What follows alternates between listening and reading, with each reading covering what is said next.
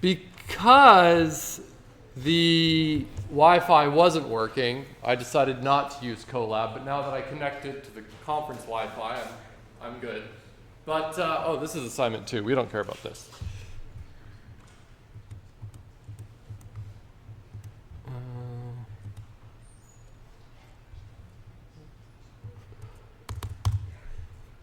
So where are we here? Tuples, there we go. All right, so because at first I couldn't connect to the Wi-Fi, I decided to open up PyCharm. Raise your hand if you've used it already. Really high, I want to see. 2 people, all right. It's fine. In fact, there's no expectation that you do. Who here has at least heard of PyCharm before? Oh, okay, cool. Did you hear about it because of me? Yeah. All right, fine. So what PyCharm is, it's kind of like having Colab on your computer, but it's not going to work like Colab in the sense that like, it doesn't have those like little cells where you can hit run and whatnot. Here in PyCharm, you'll write your scripts and then you run the whole thing.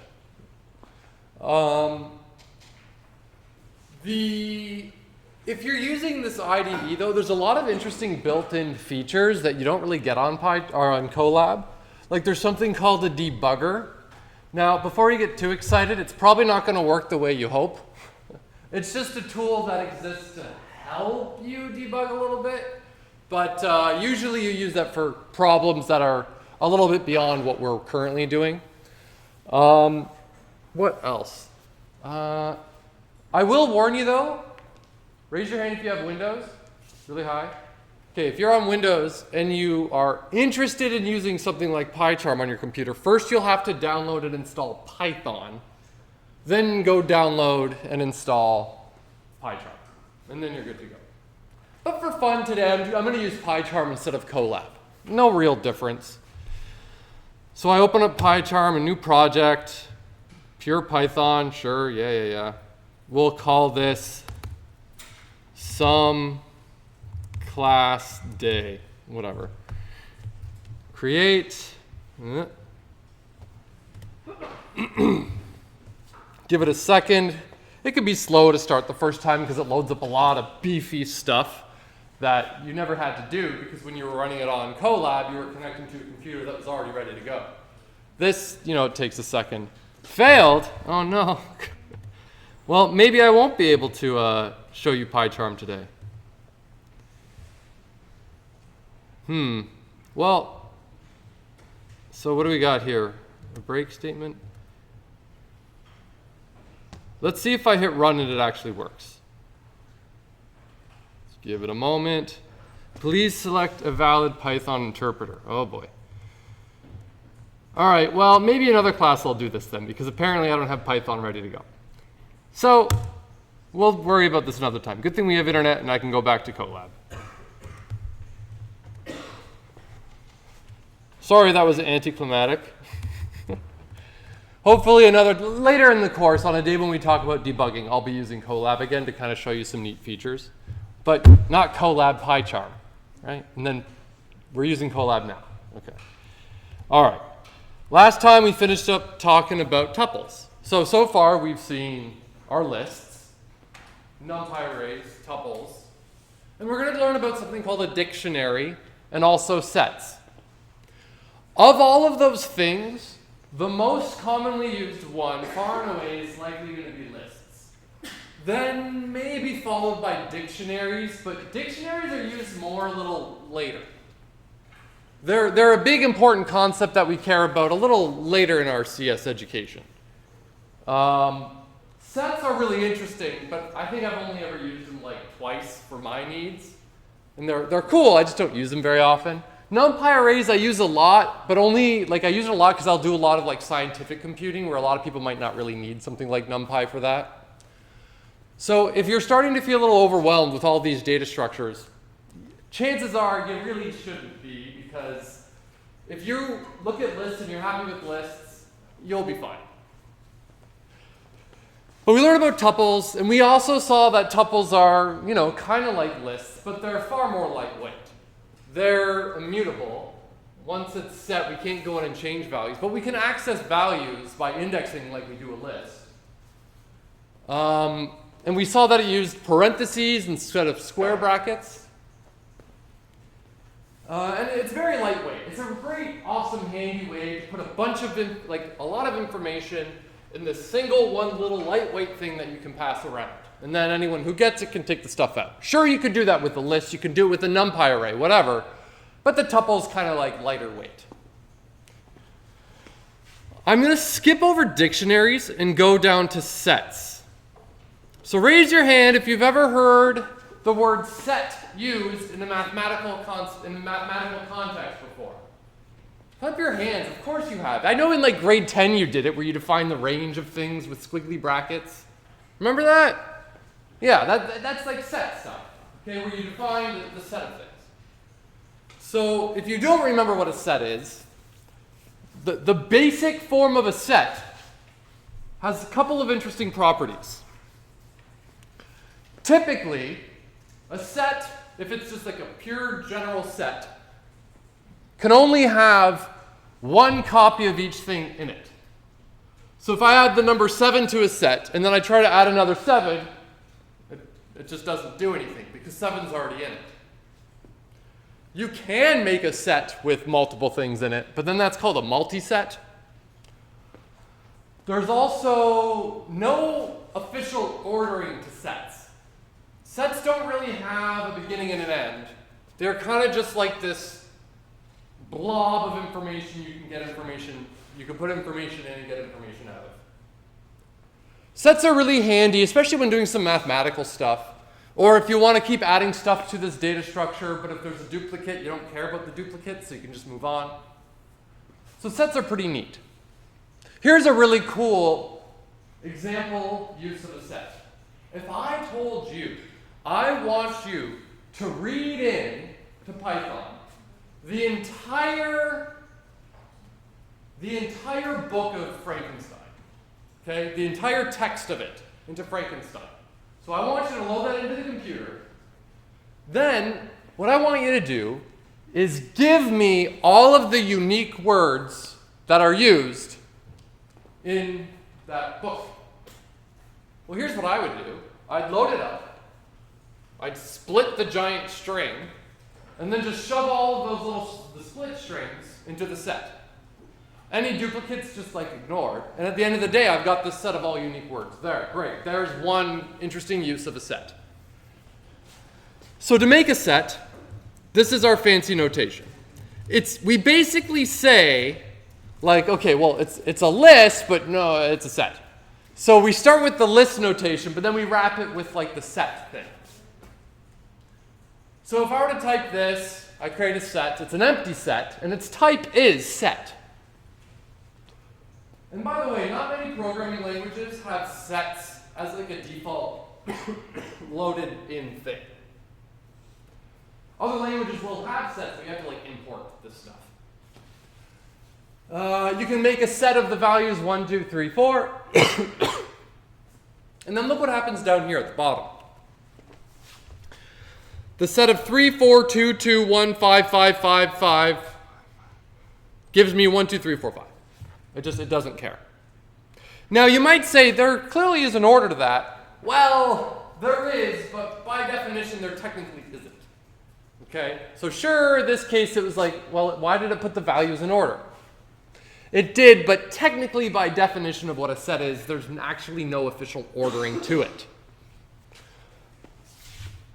So I'm going to take this code and do this. Print C, print of C. Give it a second to connect, and we'll see what we get.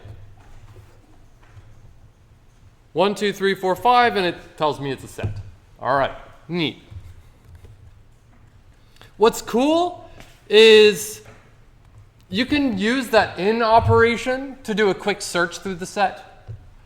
Now I realize, as you all know, when I say 3 in C, the set C, what is that actually automatically doing for us behind the scenes? Linear search, exactly. Kind of, actually. It's actually not, but let's pretend it is for a second. I'll come back to what I just said right after we finish talking about sets and when we start talking about dictionaries.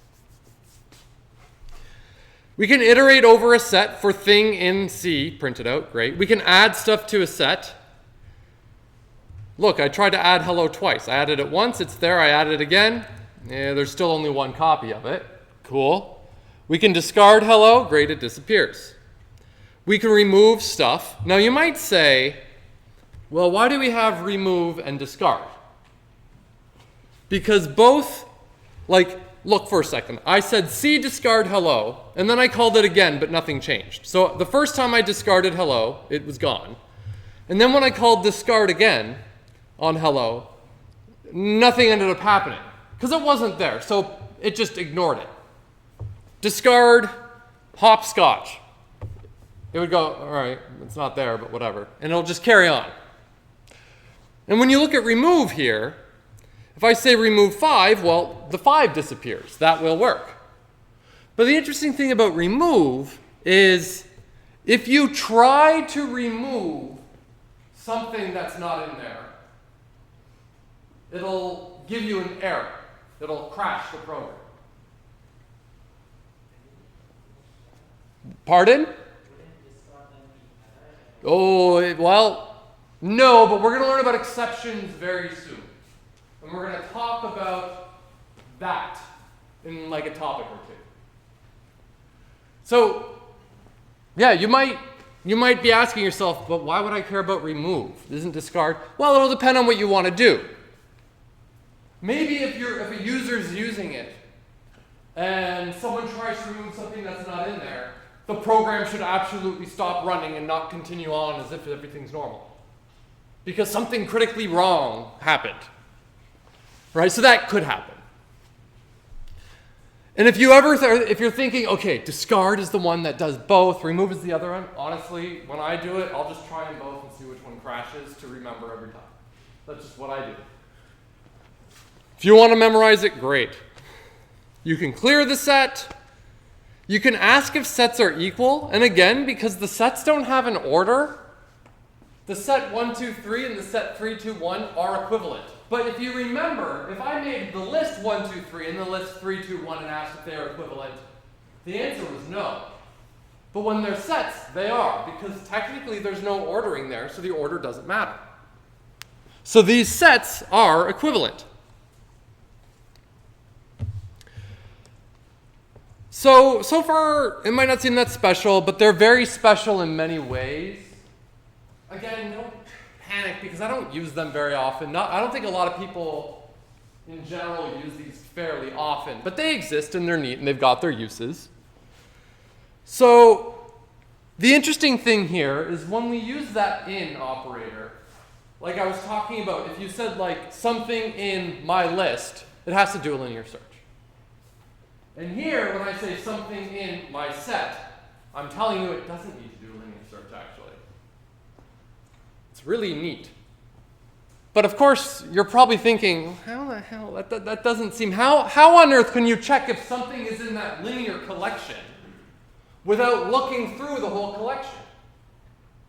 Does that seem like a ridiculous statement? Doesn't that seem weird? How on earth could I possibly know without looking at them all? Right? Well, we'll get there when we talk about dictionaries. Now, we don't have to do this activity, but feel free to do it on your own to convince yourself. Who here remembers these operations? Now, this is the stuff you may not have learned in grade 10. There's the union, intersection, difference, and set difference of things. Raise your hand if you've heard about these things before. Okay, a couple of people in here. Cool. If you have two sets and you do their union, you just combine them. That's it. That's all it is. You know what? I'm going to load this code up. Let's have fun. Okay. So set A union set B. Think to yourself what the result of this should be. You're right, but there. Whoop. Nope, not there. There. Now, what would you expect to happen here? Think to yourself, what are the rules of sets? And union just means combine the sets. So what should the result of this be? Let's see if you're right. 0, 1, 2. Cool. Well, the reason it happened this way was because set A is actually in set B. Like the values in set A are also in set B, so we don't really care. Remember, we ignore duplicates. But what happens if I do set C? Okay, when I hit run on this, what should we expect to see? Were you right? What if we do set B union set C? Same thing.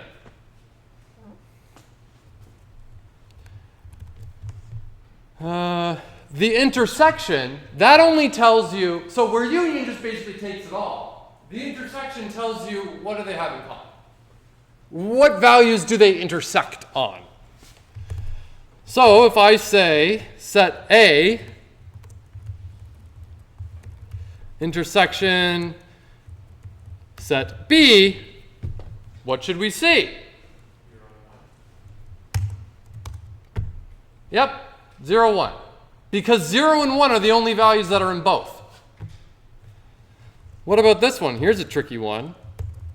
What's the intersection of set A and set C? Nothing. There's nothing there. Because there's no values in common. And finally, what happens if we do set B and C? Well, we get the value 2. Because 2 is the only thing that's common. Yeah?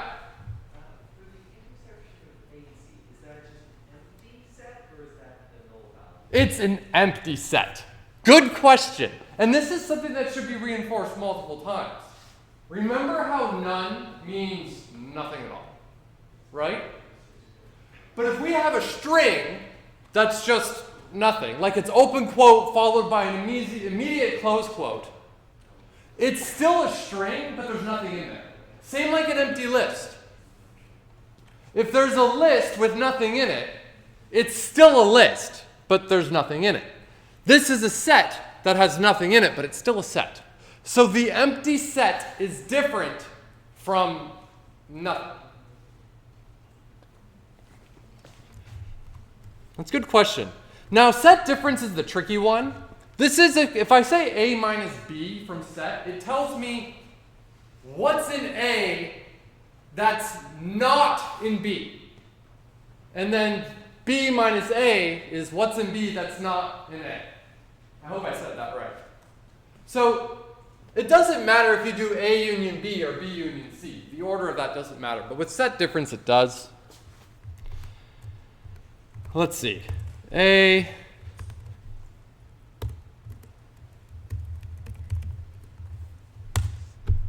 0 and 1.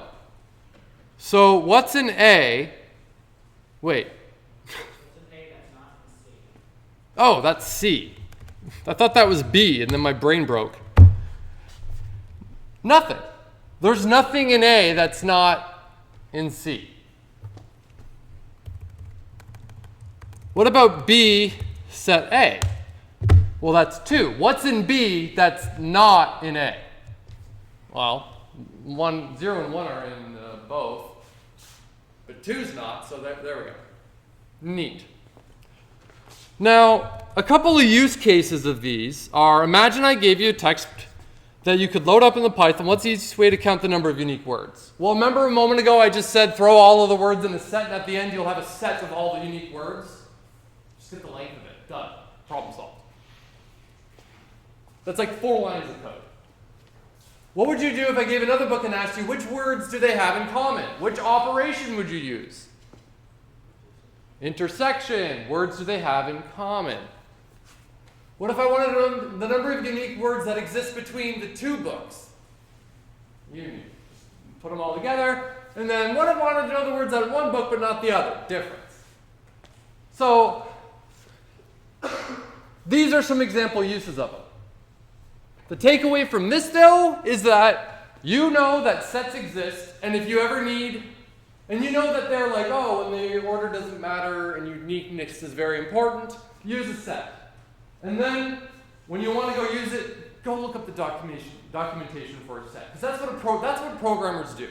No programmer memorizes, oh, here's some not used all the time data structure. I'm going to go memorize it all so I have it up here. No one does that. All I know is that it exists. And if the odd chance comes along where like I really want to use a set, I'll just go look up how to use it again. Python set. Python sets. I don't like W3 schools. I want the actual documentation. Look at this. Perfect. Look, it shows you all these operations and examples and everything. It's wonderful.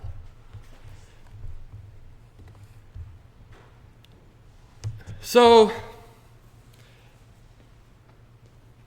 things like dictionaries, which I realize we haven't talked about yet, we will in a moment, is that they actually, they're not free. There's actually a lot of, magic happening in the back end. Same with lists. Lists, there's actually a lot of awesome magic happening in the back end that you don't need to think about, which is great for us because we don't really, at this point, we don't care about what's under the hood. We don't. We care about how to use that car to solve problems that I have. There's a lot of stuff going on under that hood, which we'll learn about in 162, where in my opinion, that's where things finally get interesting. Not that this isn't interesting, of course, but it gets really good in 162. We get to crack open that hood and see how on earth these things actually work. So the bad news is there's a lot of magic happening, and if you've got an itch to know what's going on, yeah, we'll learn that in 162. And if you really, really, really want to know, just go to CSCI162. No, 162.com. And there you go. Have a look. All the information. This is all of the, well, nearly all the content for 162 on a web page like the other one is. So if you want to know what's up in 162, have a look. All right. So yeah, the good news is all of the stuff under the hood doesn't really matter for us right now, but we'll learn about it later. If you aren't taking 162, but you're thinking to yourself like, oh man, I kind of wish we knew about what was going on. Take 162. If you're not taking 162, and you're thinking, thank God, I don't really care at all about what's happening under the hood, well, you're in great shape. If you're taking 162 and you don't want to know what's going on under the hood, I've got bad news. That's what's next. Okay, cool. So, look at this. Get PyCharm installed is the next thing. Cool. So now let's jump up to dictionaries. So dictionaries are quite interesting. But there's a lot of magic happening under the hood. A lot of really clever ideas that happen to make them amazing. And the underlying awesomeness that we use in dictionaries under the hood are also the same underlying mechanics that are used in sets. And one of the things that it allows us to do is check if something's in it without having to do a linear search. So, let's start by creating a dictionary. All right, cool. Okay, my dict.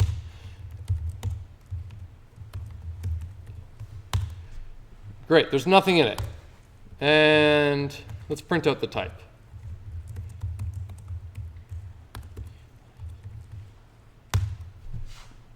It's empty and it's a dict for dictionary, okay? So there, I've created it. We can add something to it.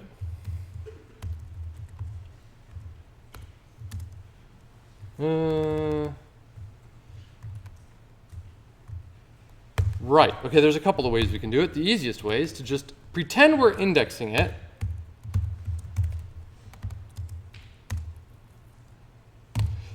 Maybe I'm making a dictionary of student grades in the course. right? But what's neat about dictionaries is, like with a list, if I wanted to index a list, I use numbers, right? It's either an index 0 or index 1 or index 2 and so on. But what's cool about dictionaries are we can index them with like whatever we want, asterisk. But we can index them with a lot of things, like a string. I'm going to index this dictionary with the string James. So I'm printing it out, great. I've added James. So with the name James, it has an associated value that is 65. Now you might say, well, how did it know to go look it up? Because it was never added. Well, that's just how I added it. I just tried to index it with something that doesn't exist, and then it goes, oh, well, then just put it in there. Great. No.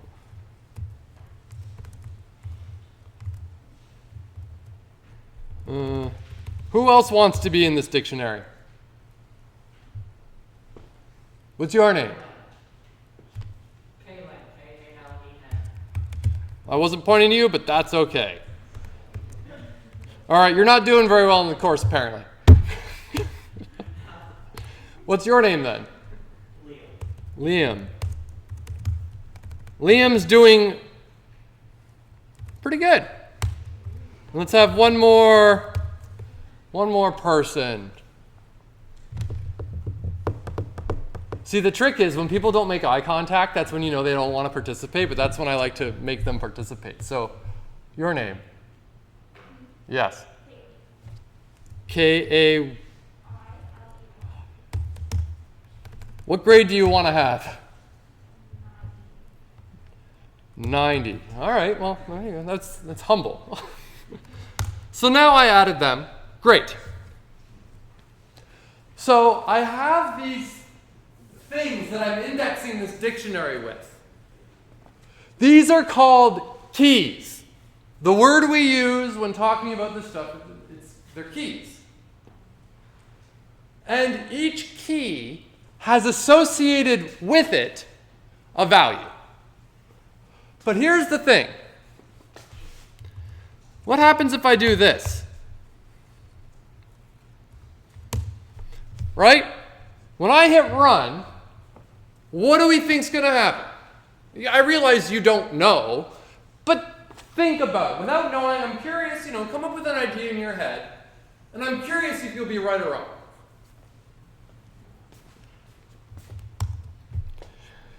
Were you right? Were you right? Raise your hand. Okay, a lot of people were right. Were you wrong?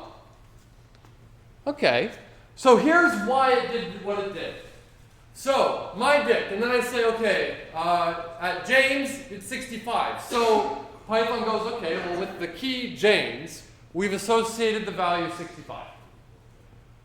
Then with the key Kaylin, we associated 51. Then Liam, 92. Then Kaylee, 90. And then James, oh, well, that already exists. The key James is already in the dictionary.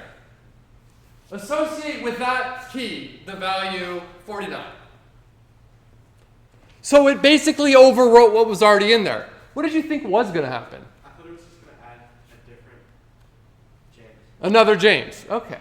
So, it's interesting. You know what? I probably should have showed you something first before I asked that question. And here's what I'm going to show you. If I say print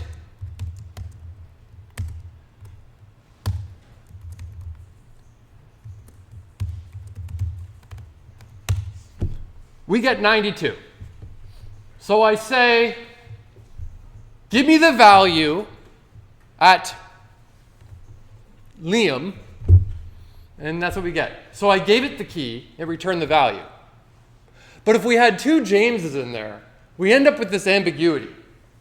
If I said, give me the value associated with James, and there were two, it's going to be like, well, which one? I can't do that. So we're only allowed to have unique keys. You can never add anything. You can never add two keys with the same value. Two keys that are the same. You can have repeats of values, Bob has a 90 as well. So there's two things that have the value 90, but the keys are unique. So here I'm saying, okay, give me Liam. What happens if I say like Sally? Well, we get a problem. It says key error. It's telling me there is no key in that dictionary, Sally. So I can't tell you.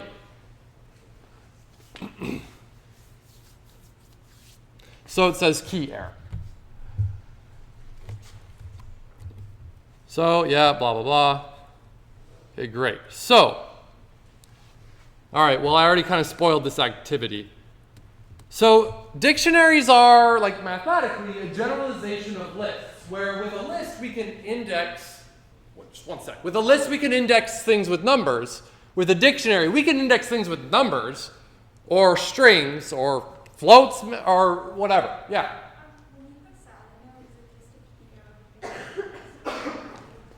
Say that again? When you did the Sally example, was the key error because you didn't associate the value? That's exactly it.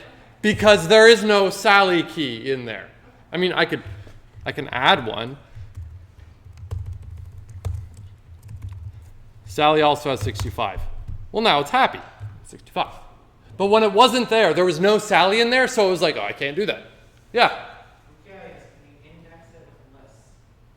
Try it.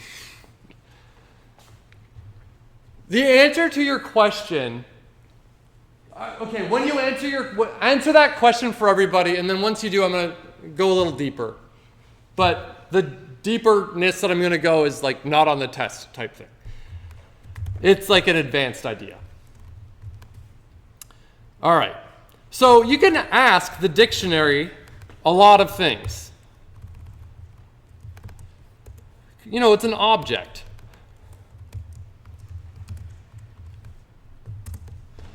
Clear, copy, from keys, get, items, key, pop, pop items, set default, update values, and whatnot. So I can say values. Give me the values.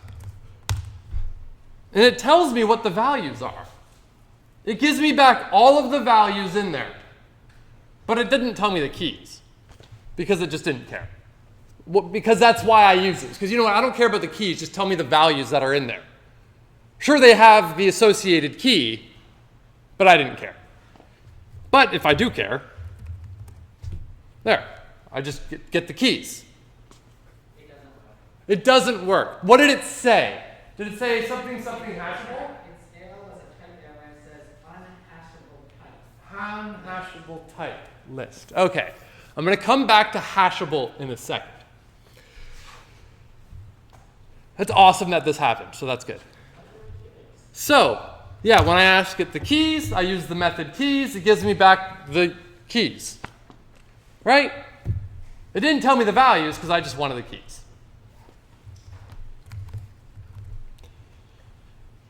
So we really like this because sometimes it's easier for humans to remember things like strings than arbitrary like numbers, right? So imagine, for example, if I created a list of lists,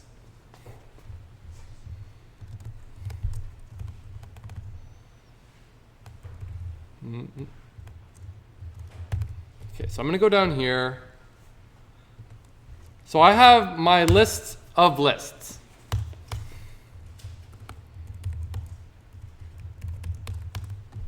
There, right? So it's basically designed such that, and I could have done lists of tuples, but I just did lists of lists. It's set up so, okay, there's the big list, which contains the information for the whole class, but each little list is the information for one individual. Think of it like a table, right? We've got rows and columns. The columns are name, grade, and the rows are, well, the individual students. Okay? So if I asked you, what's Greg's grade? And I have this variable, grades. That's a list of lists. How would you go and write the code to search that list of lists to tell me the grade? You do your linear search. So here's what I'm going to do. Let's write that code real quick. For row, let's call it student in grades, because each row, like each sublist will be the row, which corresponds to the student. If student equals to Greg, print student, not student, what do I have to change this to? Index 0. Because the individual student is the whole list, but we want the 0th thing out of that list. So then I want to print out at index 1 then. There, 59. If I wanted to look for Fern, I don't know. Well, we get nothing back because it's not there. So let's say there's a million things. Maybe there's a million students in this course. And I want to find Fern's grade. How many things do I have to look at to guarantee that I found it? If it exists. How many? This isn't a trick question. All of them, a million. But if we go up here, and I want to know, here, I'll copy this.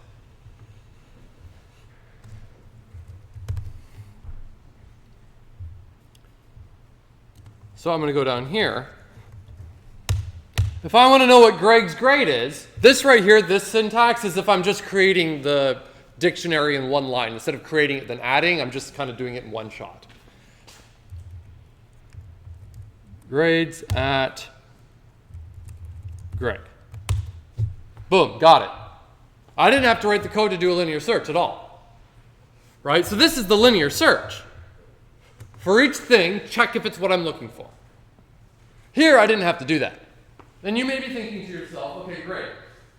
Just like when I used in on a list, it automatically did a linear search for me in the back. That's not what's happening here. This is more spectacular. Yeah? Is there any way to like convert a list into a dictionary, or no? You have to do that manually? Look it up. See if you can find it. Okay, so here we go. We just found it like that.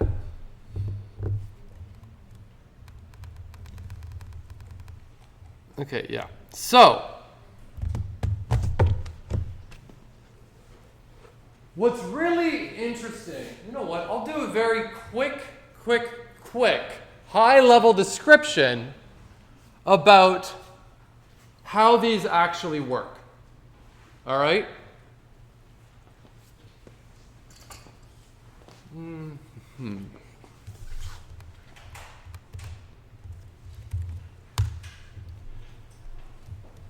Okay, if this doesn't crash, because it's been crashing a lot on me lately.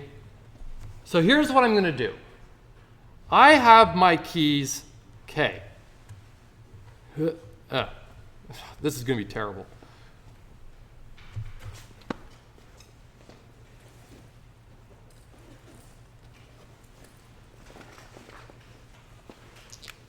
So if I have some key called K, can you see that reasonably well back there? How about over there? How about over there? Well, probably not you, but that's on you. So I have some arbitrary key K. And I also have this very fancy function I call H.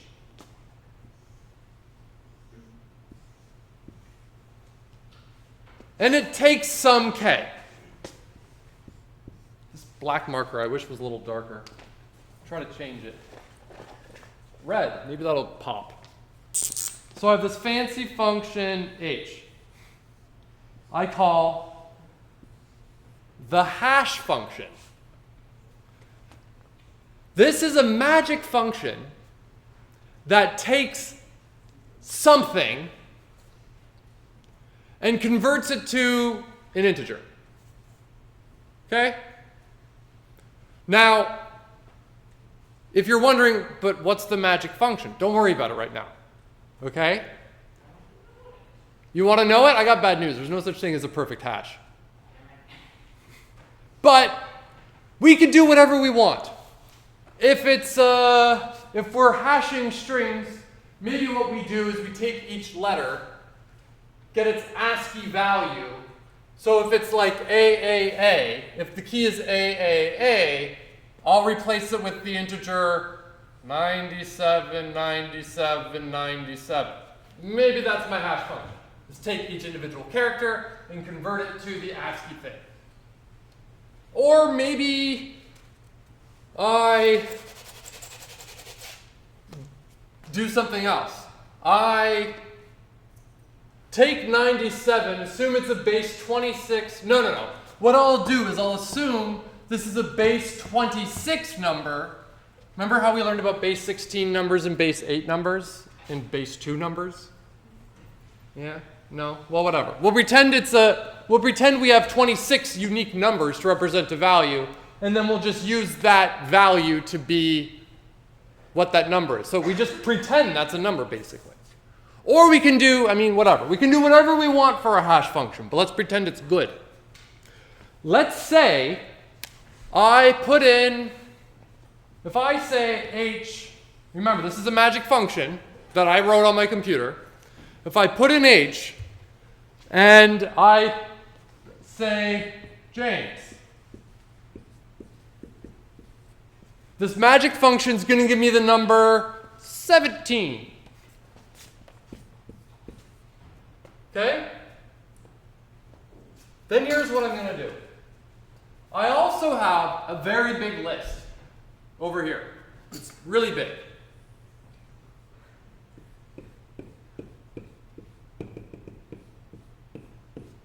Okay? And at index 17, which happens to be right here, I put the number, what did I associate with? Like 49. Okay?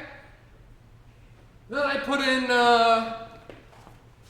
h of Bob. And that equals 2. Okay, so in index 2, I put in 62. I'm making these numbers up. Okay, so the key and the value. I put in h of Sally, and that gives me 4. So at index 4, I've got 99, whatever. And I keep doing this. Now, if I ever want to know,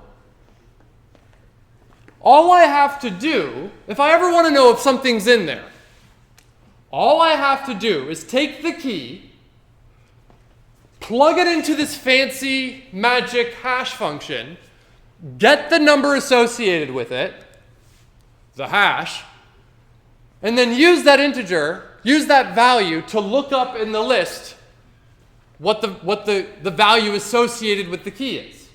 If there's something there, great. If there's not, oh, well then it must not be in there. Are there any questions about this? Now, what are some of the observations you make about this idea? There's a couple I can think of off the top of my head of, wait a minute.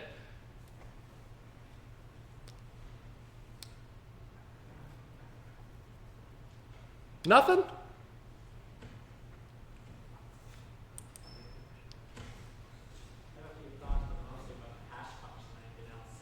So what about this? What happens when this happens? Because this is a magic function and we tried to assign it to a specific number. And let's just one sec. Let's say for a second this list here is finite. There's only so many spots in it, right? But how many unique words exist? An infinite number. Meaning, what does that then conclude? We could probably break it. We could have what we would call a collision.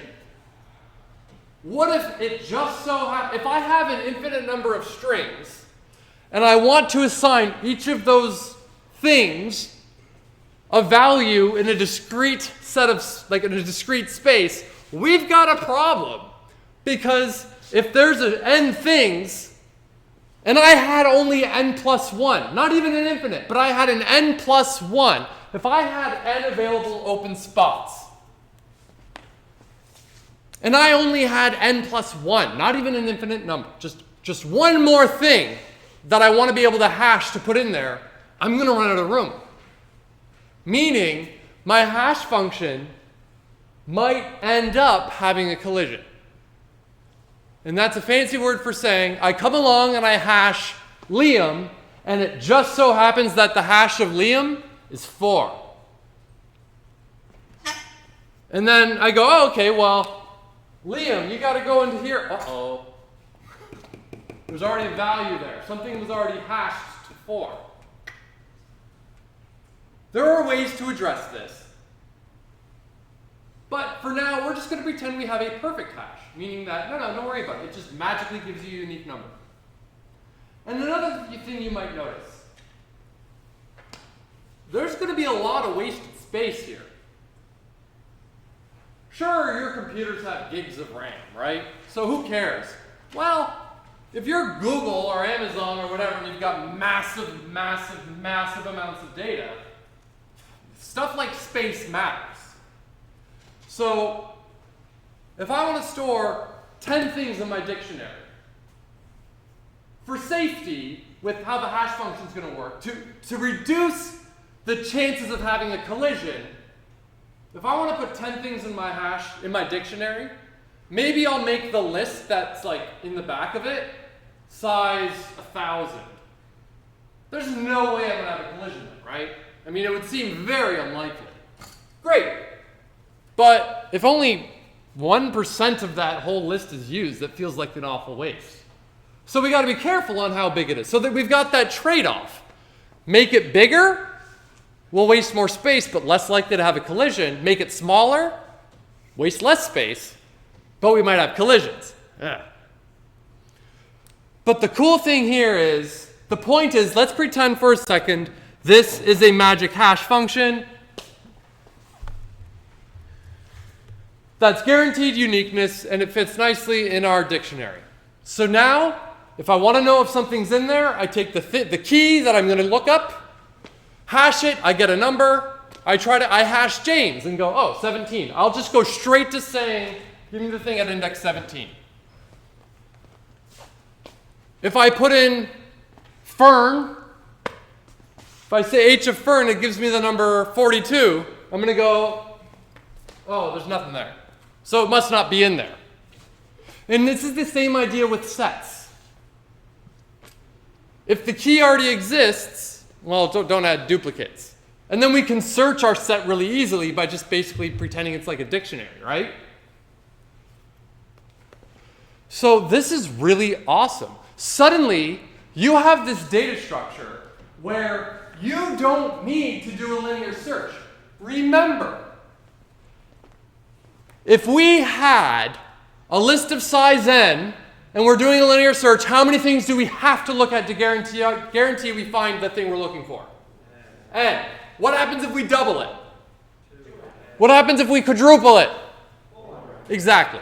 With a dictionary of n things, how long, and let's assume the hash function that we're using, this magic function, it just takes 2 seconds to run. It doesn't take any longer, it doesn't matter. How long is, like, if I have n things here, how many things do I have to look at to know if the thing I'm looking for is in there or not? 1. What happens if it's 2n? How many things do I have to look at? 10n. 1. Which is faster? 1 is way better. 1 gets the linear one gets worse and worse and worse as n gets bigger and bigger and bigger. This doesn't. Asterisk. There's some tricks and hacks in the back end that means that that's not always the case, but we're pretending this is a perfect world. All right, see you later.